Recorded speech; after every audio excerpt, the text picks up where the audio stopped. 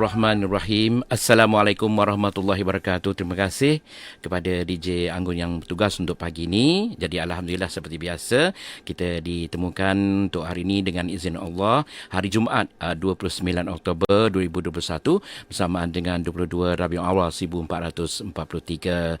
Dan baiklah, untuk menerusi rancangan Adinu Kholis Terwitan Hijau untuk hari ini macam biasa kita akan bersama-sama dengan yang berbahagia guru pembimbing kita iaitu yang berbahagia Al-Fadhil Ustaz Wan Junaidi Wan Jaafar. Assalamualaikum Ustaz.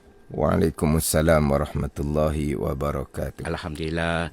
Dan kita mengharapkan semoga pendengar-pendengar kita untuk hari ini dah pun bersedia untuk mengikuti pengajian kita untuk hari ini seperti biasa 10 suku pagi. Dan juga boleh ikuti melalui di Facebook langsung kami di Terengganu FM dan saudara boleh ikuti di sana. Dan insyaAllah pada minggu ini untuk slot yang ke-21 yang masih lagi membicarakan rukun iman yang ke-6. Dan insyaAllah pada minggu ini Ustaz akan menyambung lagi berkaitan dengan qadar yang yakni perbuatan Allah yang bersifat kudrah. Jadi sebagai mukadimahnya saya mempersilakan Ustaz untuk mukadimahnya. Dipersilakan Ustaz. Allahumma salli ala Sayyidina Muhammad wa ala ali Sayyidina Muhammad. Assalamualaikum warahmatullahi wabarakatuh. Waalaikumsalam warahmatullahi. Alhamdulillahi rabbil alamin. Wassalatu wassalamu ala sayyidil mursalin wa ala alihi wa sahbihi ajma'in. Rabbi syrah li sadri wa yassir li amri wahlul 'uqdatam min lisani yafqahu qawli. Subhanaka la ilma lana illa ma 'allamtana innaka antal alimul hakim. Wala hawla wala quwwata illa billahil aliyyil azim. Terima kasih kepada Ijo dan kepada sidang pendengar slot Ad-Dinul Khalis.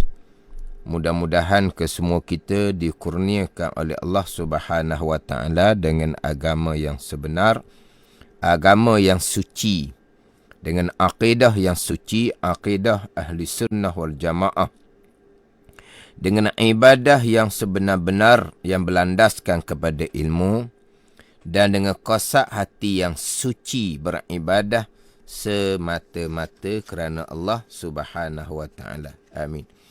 Jadi insya-Allah untuk slot yang ke-21 pembicaraan rukun iman yang ke-6 akan membicarakan berkaitan dengan qadar, perbuatan Allah Subhanahu wa taala yang bersifat dengan kudrah.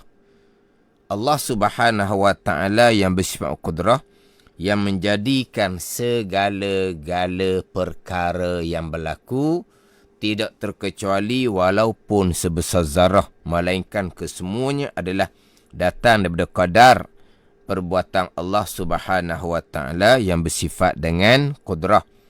Sebagaimana dalam hadis Muslim, Nabi SAW bersabda, wabil qadari kullih, dan engkau beriman dengan ketentuan Allah dan perbuatan Allah sekaliannya, sekalian yang berlaku datang daripada ketentuan Allah yang bersifat dengan iradah, qada, dan perbuatan Allah yang bersifat dengan kudrah, yakni qadar.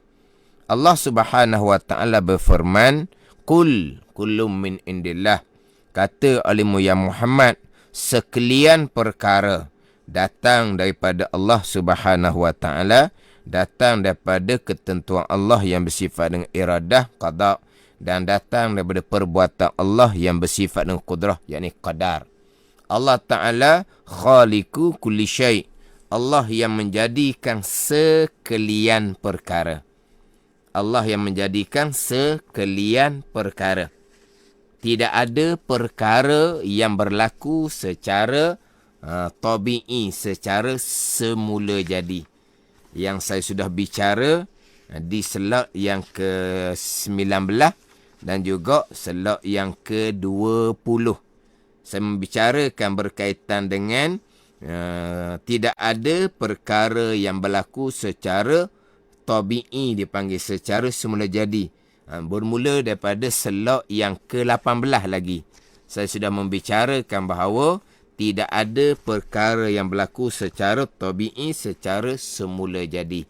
Semua yang berlaku adalah datang daripada perbuatan Allah Subhanahu Wa Taala.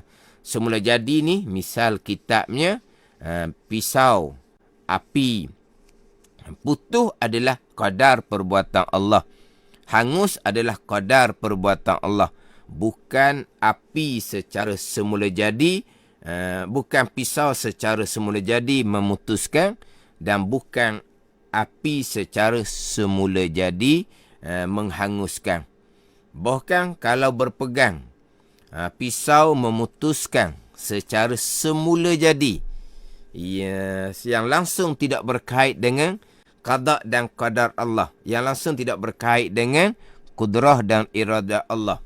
Apilah secara semula jadi menghanguskan, tidak berkait dengan qada dan qadar Allah, tidak berkait dengan kudrah dan iradah Allah. Dengan zat, dengan diri pisaulah yang memutuskan.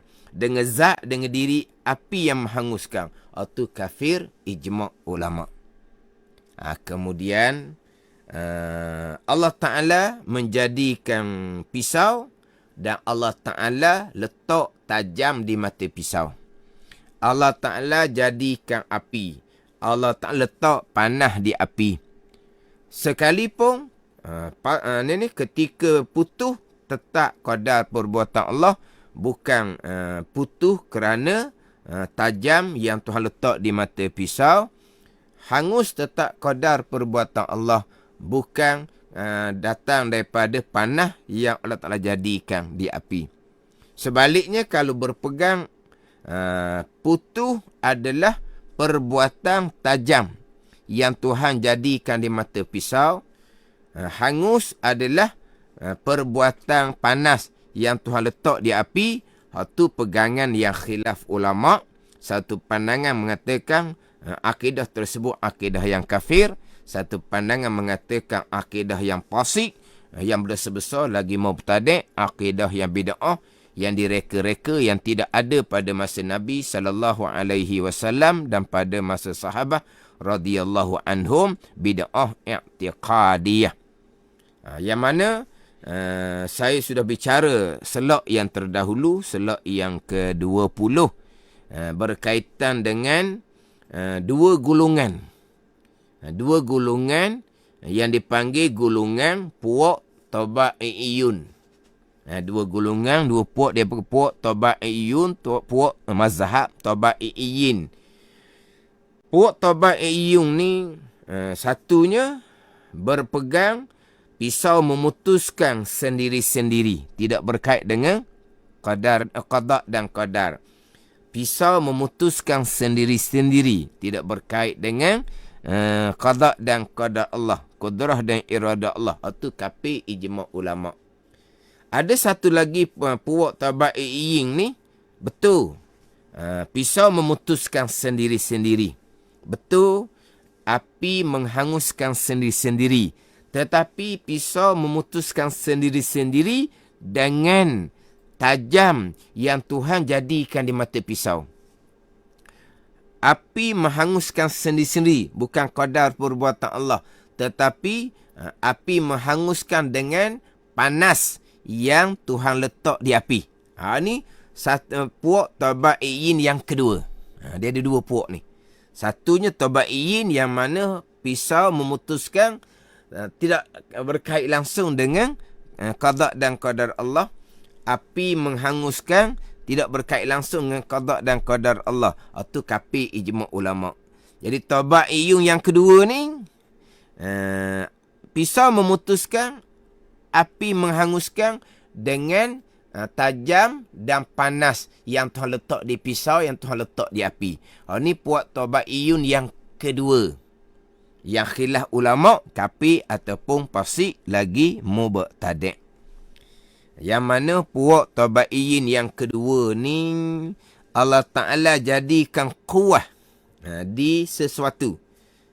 Saya minggu lepas saya datangkan misal pisau, api, obat dan pemakanan.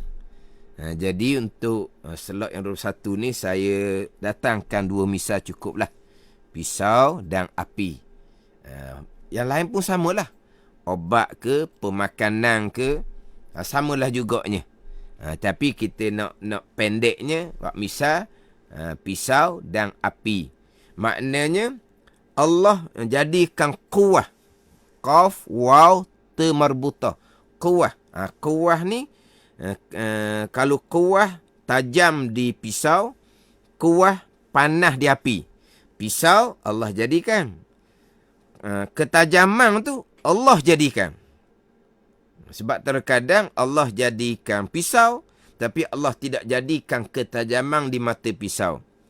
Kemudian Allah jadikan api. Serta Allah jadikan kepanasan di api. Jadi ketajaman di pisau, kepanasan di api dia panggil kuwah. Sampai masa kuwah tadilah yang memberi bekah pada memutus dan menghanguskan. Ni hak puak tabaiyin yang khilaf ulama kafir ataupun fasik lagi mubtadi'. Pandangan muktamad tidak hukum kafir kerana walaupun kuwah ketajaman di pisau yang memutuskan, walaupun kuwah kepanasan di api yang menghanguskan, tetapi kuwah ketajaman, kuwah kepanasan tadi Allah yang jadikan. Mana ada kaitan dengan Allah Ta'ala sedikit di situ, maka pandangan muktamad tidak menghukumkan kafir. Kemudian pergilah kepada misal obat, pemakanan, nasi, air. Pergilah pada misal-misal yang lain. Maknanya Allah jadikan obat dan Allah jadikan kandungan di obat tu. Allah jadikan pemakanan, contohnya habbatus sauda, minyak zaitun, khurma, dan Allah jadikan khasiat di situ. Yang dikaji oleh orang sekarang, apakah khasiat yang ada pada habbatus sauda? Apakah khasiat yang ada pada minyak zaitun? Apakah khasiat yang ada pada buah khurma contohnya? Allah jadikan khasiat. Allah jadikan nasi. Allah jadikan kekuatan di nasi yang zahirnya mengenyangkan. Allah jadikan air. Allah Ta'ala jadikan kekuatan di air yang menghilangkan dahaga pada zahirnya. Yang mana nasi tadi ni nak menghilangkan dahaga tak jadi. Dahaga ni dia ambil nasi lah, tak jadi. Sebab Allah tak jadikan kekuatan di nasi untuk menghilangkan dahaga. Allah menjadikan kekuatan di nasi zahirnya untuk menghilangkan lapar. Sebaliknya Allah jadikan air, kekuatan dia air tu Allah Ta'ala jadikan untuk menghilangkan dahaga. Gitu. Jadi samalah tu. Dia panggil kuwah belaka tu. Jadi ahli sunnah wal jamaah berpegang Allah jadikan tajam di pisau, panah di api, kandungan di obat, khasiat di pemakanan, kuwah untuk mengenyangkan di nasi, kuwah untuk menghilangkan dahaga di air. Kita berpegang seumpama tu. Tetapi kesemua tu adalah makhluk Allah. Makhluk tak ada bekas sama sekali. Sa'ah memutuskan, tetap qadar perbuatan Allah yang bersifat dengan kudrah. Sa'ah menghanguskan, tetap qadar perbuatan Allah yang bersifat dengan kudrah.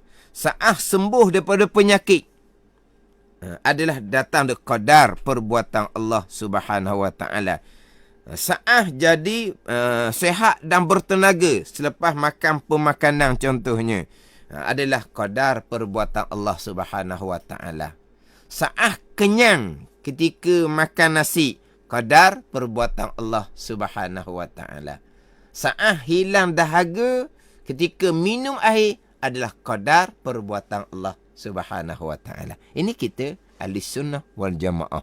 Kesemuanya adalah qadar perbuatan Allah Subhanahu wa taala yang bersifat dengan kudrah. Balik pada puak tabaiyin tadi ni. Satunya hak kafir ijma' ulama, jangan lupalah. Satunya khilaf pada kafir. Hak kafir ijma' ulama ni macam mana? Semata-mata pisau memutuskan, semata-mata api yang menghanguskan, semata-mata obat yang menyembuhkan, semata-mata pemakanan yang menjadikan kita sihat bertenaga, semata-mata nasi yang mengenyangkan, semata-mata air yang menghilangkan dahaga, yang tidak berkait dengan qada dan qadar Allah, tidak berkait dengan kudrah dan iradah Allah. Ini kapi ijma' ulama. Berpegang seumpama ni. Hak bercakap, hanya bercakap asbab. Bercakap, hanya bercakap asbab. Makan banyak, kenyang berde'eh. Bila dapat minum air, hilanglah dahaga. Itu hanya bercakap asbab. Ini berpegang di akidah. Yang berlaku tu kesemuanya adalah perbuatan makhluk tu semata-mata. Yang tidak berkait dengan qada dan qada Allah. Itu kapi ijma' ulama, walaupun zahirnya orang Islam sembahyang puasa sekalipun. Puak tabai yang kedua, kekuatan kuah tajam tu yang memutuskan, bukan qadar perbuatan Allah. Kekuatan panas itulah yang menghanguskan, kekuatan kandungan di obat itulah yang menyembuhkan penyakit, kekuatan khasiat di pemakanan tu yang menjadikan kita sihat, kekuatan yang ada di nasi tu yang menjadikan kita kenyang, kuah kekuatan yang Tuhan letak di air tu yang menghilangkan dahaga kita, bukan datang dari qadar perbuatan Allah. Ni hak puak tabaiyin yang khilaf ulama, kafir ataupun fasik, dosa besar, lagi mubtadi'. Ni jadi kena faham jugalah, kena tahu jugalah puak-puak yang terpesong ni apa nama dia. Dipanggil puak tabi'ah, dia panggil. Puak yang berpegang perkara yang berlaku secara semula jadi. Tapi puak tabi'ah ni secara semula jadi ada dua pegangan yang berbeza. Memanglah tajam dipisaulah secara sendiri semula jadi memutuskan. Memanglah kekuatan panas api lah secara semula jadi yang menghanguskan, tetapi kekuatan tajam tu Allah yang jadikan, kekuatan panas tu Allah jadikan. Ni hak khilaf ulama, kafir ataupun fasik, dosa besar, lagi mubtadi'. Kemudian saya sebut tadi ni berkaitan dengan kuah. Kuah ni kekuatan yang Tuhan jadikan di sesuatu. Wak misal bagai-bagai banyaklah wak misalnya. Tapi saya tadi pun datang banyak dah misal tu. Campur dengan obat, pemakanan, nasi, air. Walaupun saya sebut di awal tadinya, saya nak misal dua je lah. Pisau dan api. Tapi jadi lerek juga misalnya. Kalau dalam kitab ada satu lagi misal, angin. Kita ahli sunnah berpegang, angin tu terbang apa-apa barang sekalipun. Barang-barang yang ringan ke, menerbangkan atap ke contohnya. Terbang barang-barang yang ringan, angin kuat menerbangkan atap rumah, bumbung rumah, qadar perbuatan Allah yang bersifat qudrah. Ni pegangan. Hak cakap asbabnya Allah semalam. Angin kuat sungguh. Habis terbang atap bumbung, habis pokok pun bokeh. Kuat sungguh, takut tengok angin tu. Mana apa ni? Dia sandar kepada angin yang beri bekah pada menerbangkan benda yang ringan, pada menerbangkan atap bumbung, pada menyebabkan pokok tu bokeh. Disandar pada angin. Angin makhluk tak beri bekah. Itu hanya cakap asbab, tak salah. Pegangan tetap dah. Yang berlaku adalah qadar perbuatan Allah. Terbang apa pun qadar perbuatan Allah. Bukan angin yang beri bekah. Sebab angin adalah makhluk. Makhluk tak bekah sama sekali. Sebaliknya puak tabaiyin yang berpegang ni, semata-mata angin lah yang memberi bekah. Tidak berkait dengan qada dan qada Allah. Atau kafir ijma' ulama. Satu lagi pegangan tabaiyin, betul, angin yang menerbangkan. Tapi Allah letak kekuatan di angin. Angin ni Allah jadikan. Allah letak pula kekuatan di angin. Kekuatan itulah yang menerbangkan sesuatu yang ringan tadi. Bukan Allah dah. Tapi walaupun kekuatan yang Tuhan letak di angin tu menerbangkan bukan qadar perbuatan Allah, tapi kekuatan tu mari daripada mana? Allah yang bubuh di angin. Ni hak tabaiyin yang khilaf ulama tapi ataupun dosa besar. Pada ni. Kemudian saya sebut berkaitan dengan akidah tabaiyin ni adalah berkaitan dengan hak tadilah hak khilaf pada kafir, berkaitan dengan kuah yang Tuhan letak di pisau dan api contohnya. Satu laginya Allah letak kudrah di hamba. Allah letak kudrah di hamba. Ni, tenaga. Hamba di sini termasuk manusia, malaikat, jin, hamba. Allah letak kudrah dipanggil. Allah letak, Allah jadikan tenaga. Yang mana apabila Allah tidak letakkan kudrah tenaga, walaupun tubuhnya comel, tapi terlantar. Sebab apa terlantar? Sebab Allah Ta'ala cabut dah kudrah tenaga di seseorang hamba. Maka walaupun tubuh comel, tak ada cacat cela tubuh, tubuh pun terkadang gemuk metong, gemuk metong ada. Gemuk lah sebab makannya selera, sedap makan, tapi tak boleh nak buat apa. Makan pun kena suap. Nak lap bibir pun kena orang yang tolong. Sebab apa? Allah sudah tarik kudrah di seseorang tadi.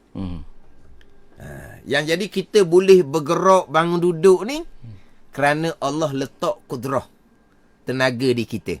Dia panggil energi di kita. Kita boleh rasalah. Ketika mana kita rasa tenaga kita kuat. Ketika mana kita rasa tenaga kita kurang. Jadi tenaga tu siapa yang jadikan? Allah yang jadikan. Allah letak di seseorang hamba. Tapi zahirnya tenaga tu mari daripada kita makan dan minum lah. Zahirnya. Tapi yang menjadikan kita bertenaga bukan makan minum yang beri bekah. Tetap qadar perbuatan Allah yang menjadikan kudrah di kita. Kemudian ini kudrah di hamba. Kita ahli sunnah wal jamaah, walaupun Allah letak kudrah di hamba, di seseorang, tetapi yang menggerak diamkan hamba, hamba bangun dan duduk, tetap qadar perbuatan Allah yang bersifat kudrah, bukan kudrah yang Tuhan letak di hamba tu yang menggerak diamkan hamba, yang bangun duduk hamba. Cuma pada zahir je lah.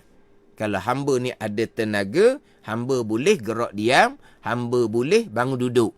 Tapi pegangan kita, rukun iman yang ke-6, semua yang berlaku, qadar perbuatan Allah Subhanahu Wa Taala.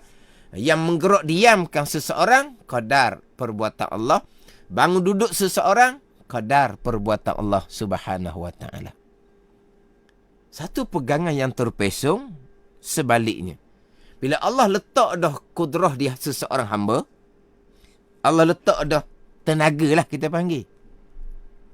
Dia takut bertukar.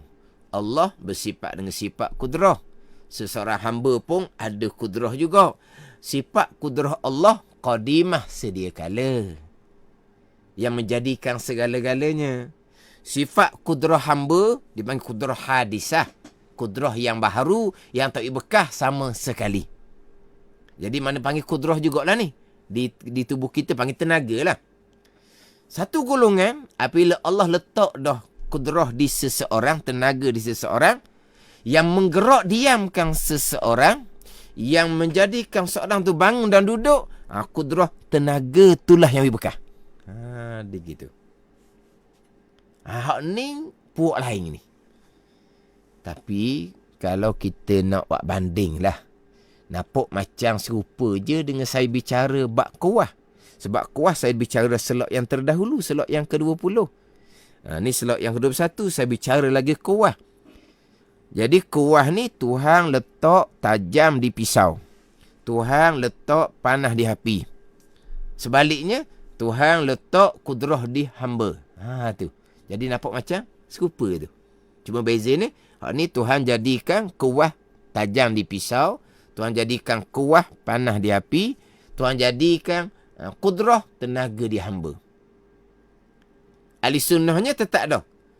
Kuah tajam di pisau, kuah panah di api, kudrah di seseorang hamba, tak ia bekas sama sekali. Putuh, hangus, gerak diam seseorang hamba, tetap qadar perbuatan Allah. Pok tabai ni tersebut dah buruk lang kali. Kuah itulah yang memutuskan. Kuah itulah yang menghanguskan. Atau khilaf ulama, kafir ataupun fasik dan sebesar lagi mubtadi'. Macam mana dengan kudrah tadi? Satu pok terpeso ni, kudrah itulah yang memberi bekas pada menggerak diamkan hamba. Jadi macam sama. Lain. Dia, kuah ni, pok tabai'. Kudrah dia hamba beri bekas ni adalah Qadariyah yang kita bicara. Qadariyah ini di selok yang kelima dan selok yang keenam. Saya ada sebut dah. Selok yang kelima 15 hari bulan 1 2001. Selok yang keenam 22 hari bulan 1 2021. Saya ada bicara dah. Hak Tuhan letak kudrah di hamba, kudrah tu bekas. Tapi hak bab Tuhan letak kudrah di hamba ni, saya hanya sebut sahaja di selok yang kelima ke enam. Pembicaraan hak Tuhan letak kudrah di hamba, kudrah tu bekas sendiri, saya akan bicara khusus di tajuk ikhtiar dan usaha. Di sisi ahli sunnah wal jamaahnya macam mana, Mu'tazilah Qadariyahnya macam mana, Mu'tazilah Jabariyahnya macam mana. Saya akan bicara khusus. Cuma di slot yang kelima yang keenam tu saya ada bicara berkaitan dengan puak Qadariyah. Ada dua puak. Saya bicara di slot yang kelima, slot yang keenam. Satu, Qadariyahnya menafikan takdir Allah sama sekali. Bukan Allah tidak mengetahui pun apa yang akan berlaku. Waktu kafir ijma' ulama. Satu, Qadariyahnya Tuhan letak kudrah di hamba, Tuhan letak tenaga di hamba, sampai masa tenaga itulah yang menggerak diamkan hamba. Ini hak Qadariyah yang khilaf ulama kafir ataupun dosa besar. Jadi kuah dengan kudrah di hamba ni nampak macam lebih kurang. Tapi puak lain-lain. Hak kuah ketajaman di pisau, kuah kepanasan di api ni puak tabai'. Hak letak kudrah di hamba, kudrah tu yang menggerak diangkat hamba, ini puak Qadariyah. Lawan kepada Jabariyah. Yang insyaAllah saya akan bicara khusus pembicaraan ikhtiar dan usaha hamba. Ni. Tapi saya pernah sebutlah di slot yang kelima keenam tu. Qadariyah ada 2%. Pertama, cuma di sini hak Qadariyah yang berpegang Tuhan letak kudrah di hamba, kemudian kudrah tu sendiri yang menggerak diamkan hamba. Gerak diam hamba bukan lagi qadar perbuatan Allah Subhanahu wa ta'ala. Bahkan kalau kata seseorang berpegang semata-mata kudrah tenaga, zat kudrah, zat tenaga yang bekas pada menggerak diamkan hamba, yang mana tenaga kudrah dan tenaga tu tidak ada kaitan pun dengan qada dan qada Allah, itu bukan Qadariyah, bukan itu kafir ijma' ulama. Jadi kalau kita bandingkan antara Tuhan letak kuah di sesuatu, Tuhan letak kudrah di seseorang hamba, lebih kurang sama je. Tapi nama puak yang terpeso ni nama asing-asing. Qadariyah hanyalah berkait dengan Tuhan letak kudrah di hamba, dan kudrah di hamba itulah yang menggerak diamkan hamba sendiri, yang bukan lagi qadar perbuatan Allah. Tetapi kudrah tenaga di hamba tu datang daripada qadar perbuatan Allah yang meletakkan kudrah tenaga di seseorang hamba. Tapi Qadariyah hanya berkait dengan Tuhan letak kudrah di hamba. Sekarang bicara berkaitan dengan kuah yang Tuhan letak di sesuatu. Contoh pisau, contoh api. Ahli sunnah wal jamaah jelas. Betul, Tuhan letak kuah di pisau dan api. Tuhan letak kudrah tenaga di seseorang hamba. Tetapi putus tetap qadar perbuatan Allah. Hangus tetap qadar perbuatan Allah. Menggerak diamkan hamba tetap qadar perbuatan Allah. Bukan kuah, bukan kudrah yang memberi bekas. Sebab kuah dan kudrah tadi ni tetap makhluk Allah Subhanahu wa ta'ala. Jadi kejap molek hak pegangan ahli sunnah jemaah kesemuanya dah datang daripada qadar perbuatan Allah Subhanahu wa taala. Dengan pegangan yang terpesong, pegangan puak tabaiyin yang ada dua pegangan, dan juga pegangan qadariyah yang mana kudrah di hamba lah yang menggerak diamkan hamba. Kemudian yang kita bercakap, jangan lupalah itu bercakapan asbab yang insya-Allah saya akan bicara secara khusus lah. Hak percakapan asbabnya macam mana. Tapi sidang pendengar jangan salah faham lah pula. Janganlah pula, oh saya sekarang ni bertenaga. Bila saya bertenaga sekarang, saya boleh angkat benda berat. Boleh angkat lah benda berat. Sebab sekarang sudah kembali bertenaga. Sebelum tu nak angkat hak berat sikit pun lelah dah. Sekarang sudah bertenaga. Tuhan letak dah tenaga. Tuhan jadi dah saya ni bertenaga. Alhamdulillah. Dengan tenaga itulah saya sudah boleh kembali bekerja macam sedia kala. Itu hanya bercakap asbab. Pegangan tetap dah. Boleh angkat barang berat ke, barang ringan ke, bahkan gerak diam kita ni adalah qadar perbuatan Allah Subhanahu wa taala yang bersifat dengan kudrah. Kita bercakap tu, bercakap biarlah bersandar kepada Allah Subhanahu wa taala lah. Yeah. Oh, ni sandar semata-mata tenaga tu, tapi tak persoal pegangan. Jangan kita tohmoh pegangan pula seseorang. Allah dia ni bercakap tenaga.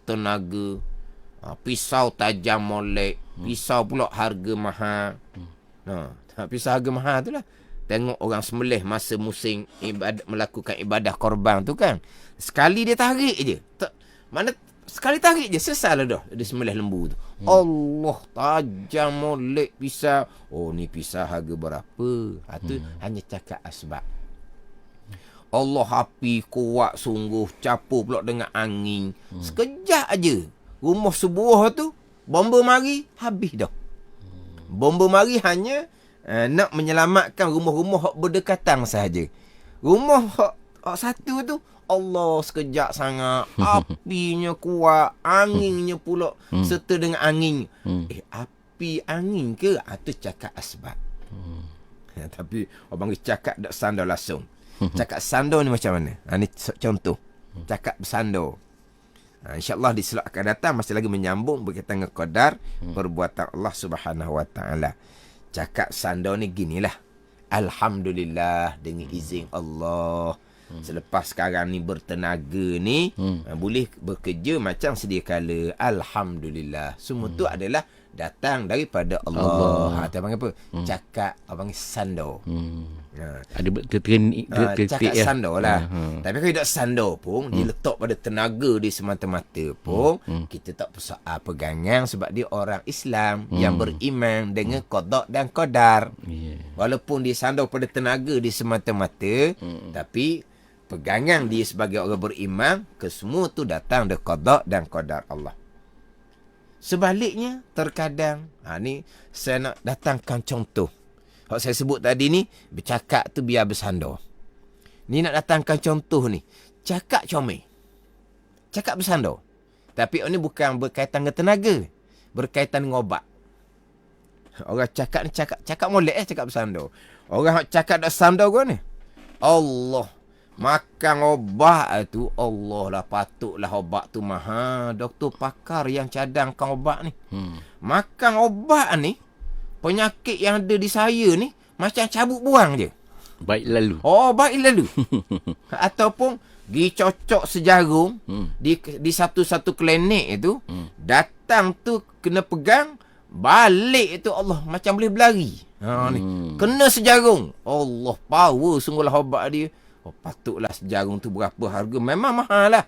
Tapi padanglah mahal pun power. Oh, ni mana dia cakap semata-mata obat, semata-mata jarum.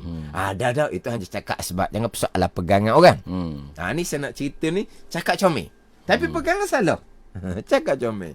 Alhamdulillah dengan izin Allah, semenjak saya makan satu-satu obat tu, saya jadi sembuh.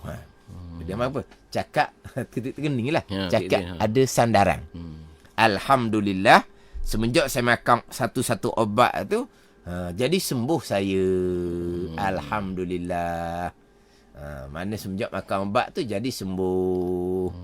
Tak apalah ni. Tiba-tiba dia sambung. Ni dia sambung. Sambung macam mana? Allah letak dah kandungan di obat dan Allah mengizinkan obat tu menyembuhkan.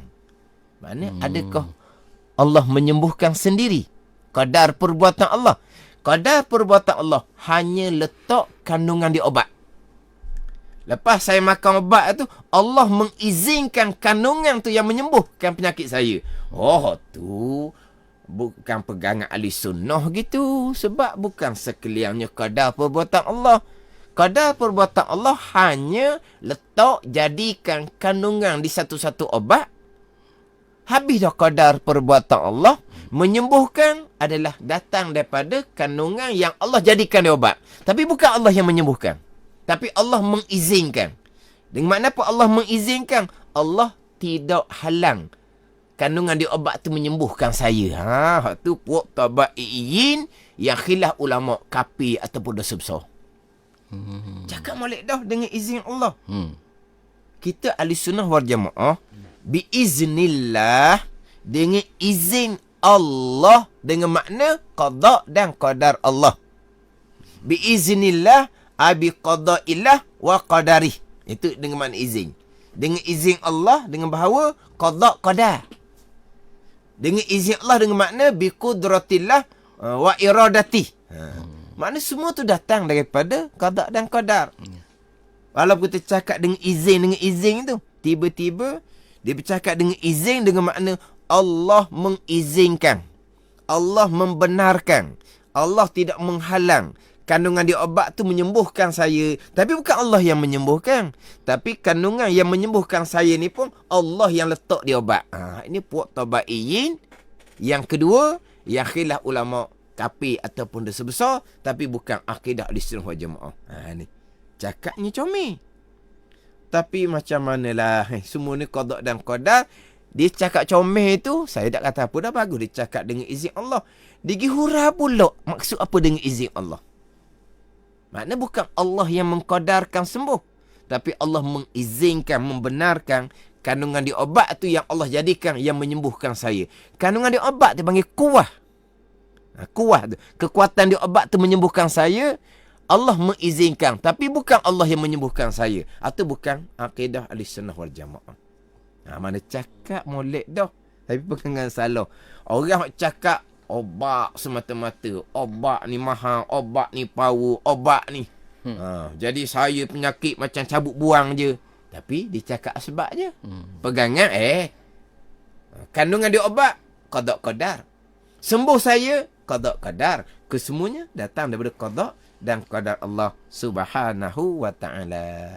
Tidak ada satu perkara pun yang berlaku walaupun sebesar zarah yang terlepas daripada qada dan qadar Allah Subhanahu wa ta'ala. Qada ketentuan Allah yang bersifat dengan iradah, qadar perbuatan Allah yang bersifat dengan qudrah. Kesemua tidak terkecuali walaupun sebesar zarah. Inilah akidah ahli sunnah wal jamaah, akidah yang suci. Mudah-mudahan Allah Ta'ala kurniakan kita dengan akidah yang suci, akidah ahli sunnah wal jamaah, dan Allah Ta'ala kurniakan kepada anak cucu kita yang akan menjadi bekalan kita selepas daripada kita mati dengan akidah yang suci, akidah ahli sunnah wal jamaah. Di mana kalaulah anak-anak cucu kita tu semayang puasa tak tinggal sekalipun, tapi tidak dikurniakan dengan akidah yang suci, akidah ahli sunnah wal jamaah, maka ibadah yang dilakukan oleh anak cucu kita akan menjadi haba'an mansura,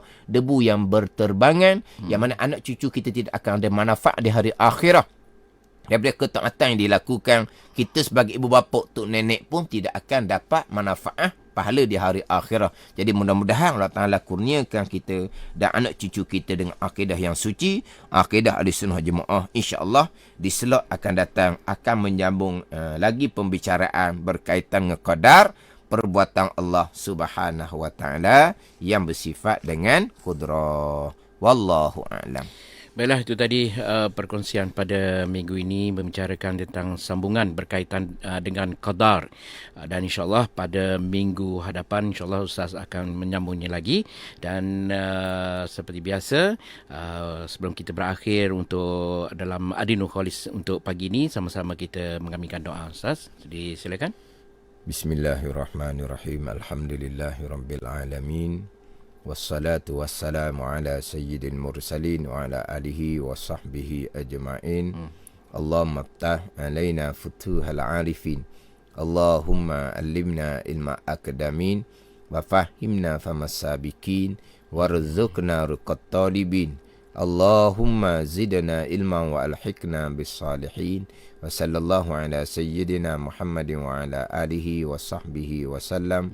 Walhamdulillahi rabbil alamin. Wassalamualaikum warahmatullahi wabarakatuh. Waalaikumsalam warahmatullahi wabarakatuh. InsyaAllah pada minggu hadapan, kalau dipanjangkan umur, kita akan berjumpa lagi seperti biasa pada pukul 10 suku pagi. Dan diingatkan kepada sekali lagi pada rakan-rakan kita, boleh ikuti menerusi di Facebook kami di Terengganu FM untuk hari-hari yang mendatang ini. Dan juga kalau yang tertinggal, boleh ikuti semula lah ya. Jadi sebelum kita berpisah, macam biasa, dari saya, penerbit rancangan Adinul Khalis, insyaAllah, dan kita akan bersama-sama dengan DJ yang bertugas untuk pagi ini dalam Anggun Inspirasi.